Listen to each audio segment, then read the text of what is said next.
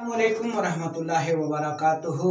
मैं हूँ हकीम लियाकत अली खिची अपने चैनल तिब की दुनिया मुफरद अज़ा के साथ। और आप के लिए जो आज सिलसिला हमने चुना है वो चल रहा है मिजाज से अमराज की तशख़ीस।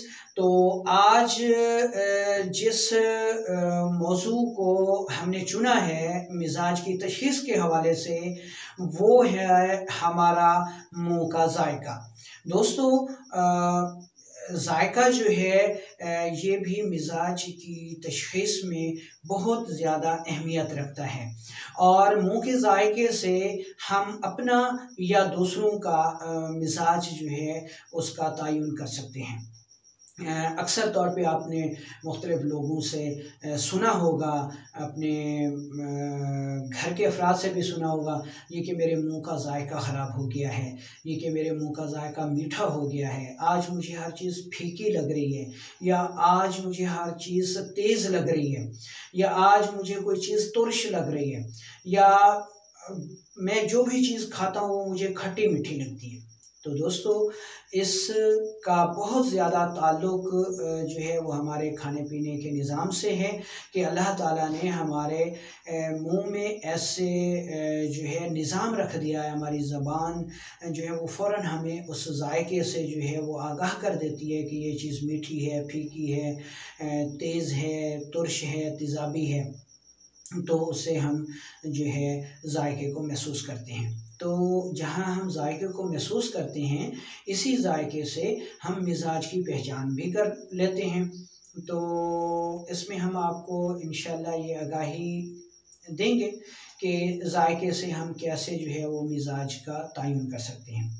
तो इसकी इब्तदा हम करते हैं आसाब से, दिमाग से।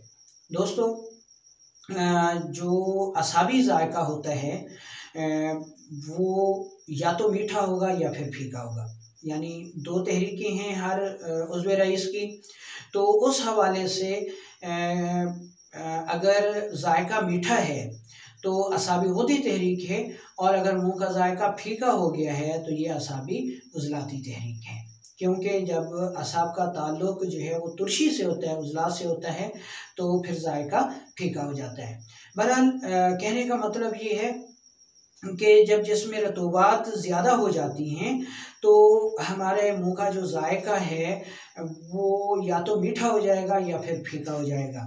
तो जब हम खुद महसूस करें या हमारे घर में से कोई फ़र्द ये महसूस करे कि मुँह का जायका मीठा हो गया है या फीका हो रहा है, तो इससे फ़ौरन हमें ये पता चल जाएगा, अगर हमें इस बारे में मालूमात होंगी कि जायके से भी हम मिजाज पहचान कर लेते हैं, तो हमें पता चल जाएगा कि ये असाबी मिजाज है और उसके मुताबिक हम अपनी खुराक को जो है वो तब्दील करके इस मिजाज को अपनी असल सूरत पे बहाल कर सकते हैं। तो अगर मुँह का जायका मीठा है या फीका है तो ये आसाबी मिजाज की तरफ इशारा करता है। इसी तरह अगर हमारे मुँह का जायका तुर्श हो जाए, तेज़ाबी हो जाए, खट्टा हो जाए, ठीक है, तो ये सूरत जो है वो उज़लात की तरफ इशारा करती है कि हमारे उज़लात जो हैं वो सोजिशनाक हो गए हैं। उज़लाती तहरीक की वजह से जिसमें चूँकि तेज़ाब की प्रोडक्शन बढ़ जाती है, तो तेज़ाब का जायका जो है वो तेज़ होता है, खट्टा होता है।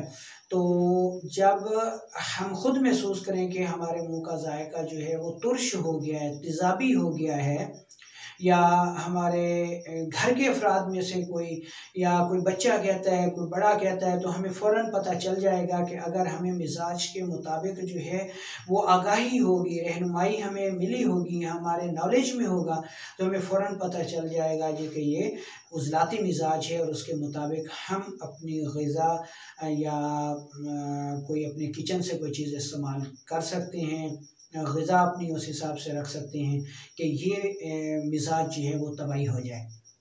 तो अगर मुँह का जायका तुर्श और तेज़ाबी होगा तो ये उज़लाती तहरीक होगी।